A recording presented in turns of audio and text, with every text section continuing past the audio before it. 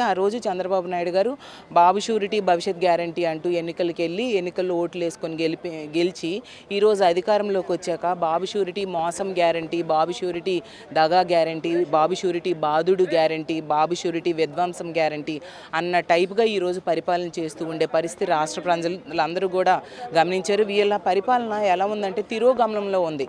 యాక్చువల్గా ఎలా ఉండాలి, ఒక బడ్జెట్ అనేది పురోగమనంలో రాష్ట్రం పయనించేట్టుగా ఉండాలి. అలా కాకుండా తిరోగమనంలో పయనించేట్టుగా ఉంది.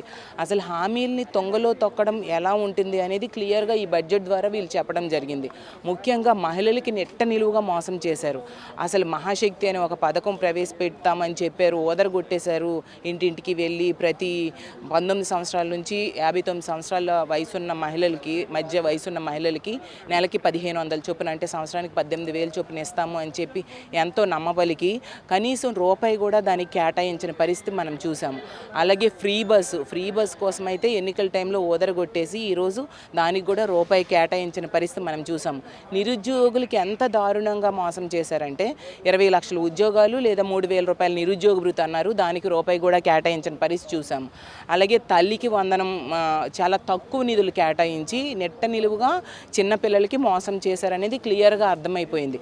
ఎందుకంటే తల్లికి వందనం కావాల్సింది సంవత్సరానికి 12,000 కోట్ల రూపాయలు పైగా కావాలి, కానీ వీళ్ళు ఇచ్చింది 9,400 కోట్లు.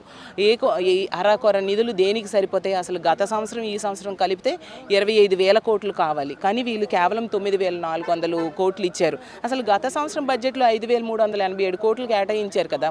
అసలు ఆ నిధులు ఏ ప్రజలకి కూడా, ఏ విద్యార్థికి కూడా ఇవ్వలేదు కదా. ఆ నిధులు ఏం చేశారో మేము అడుగుతున్నాము. అసలు ఏం చేశారు? ఆ నిధులు ఎటు వెళ్ళిపోయాయి? అలాగే రైతులకి ఎంత నిట్ట నిలువుగా మోసం చేశారంటే అన్నదాత సుఖీభవ అని ఒక పథకం పెట్టారు జగనన్న. అప్పుడు రైతు భరోసా కింద ప్రతి సంవత్సరం కూడా టంచన్గా డబ్బులు ఇస్తే వీళ్ళేమో ఏదో 20,000 సంవత్సరంకి ఇస్తామని చెప్పి రైతులు నమ్మించారు. ఈరోజు తీసుకుంటే దానికి కావాల్సిన 10,400 కోట్లు అయితే కేవలం 6,300 కోట్లు కేటాయించడం జరిగింది.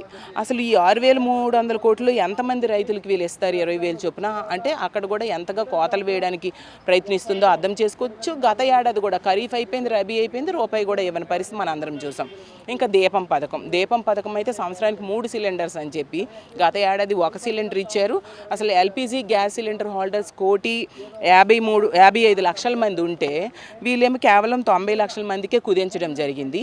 ఈ సంవత్సరం అయితే దానికి కూడా కావాల్సింది 4,000 కోట్లు కావాలైతే 2,601 కోట్లు మాత్రమే కేటాయించారు. అంటే ఆ గ్యాస్ సిలిండర్, ఉచిత గ్యాస్ సిలిండర్ విషయంలో కూడా మహిళలకి నెట్ట నిలువుగా మోసం చేయడానికి వీళ్ళు సిద్ధంగా ఉన్నారు.